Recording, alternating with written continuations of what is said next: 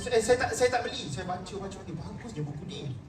Jutawan dari planet Jupiter, dari planet lain pula tu. Daripada buku tu tuan-tuan, antara yang saya belajar ialah saya tak ada duit untuk saving. Dalam buku tu Tuan Azizi Ali ajar, dia kata saving bukan tentang berapa jumlahnya. Saving tentang membentuk habit yang baru, membentuk tabiat yang baru. Berapa pun saving kena bermula, walaupun sikit. So saya bermula. Berapa saya nak start saving? Saya tak mampu saving RM50. Saya paksa diri saving RM20. Buat potongan gaji, isi borang potongan gaji, hantar ke HR.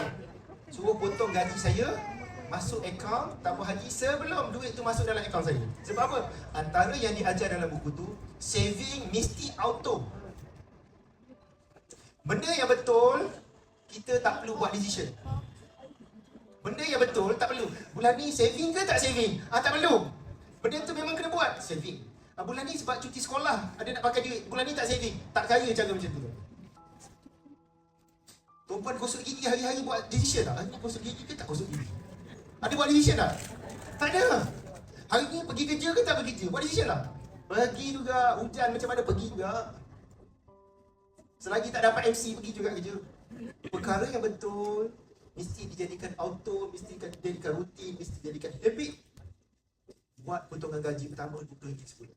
Tapi itu adalah permulaan, bukan selama-lamanya. Setiap kali dapat kenaikan gaji, tambah lagi potongan, tambah lagi potongan, tambah lagi potongan. Hujung bulan always tak ada duit. Tapi dalam saving ada lagi, ada duit ke tak?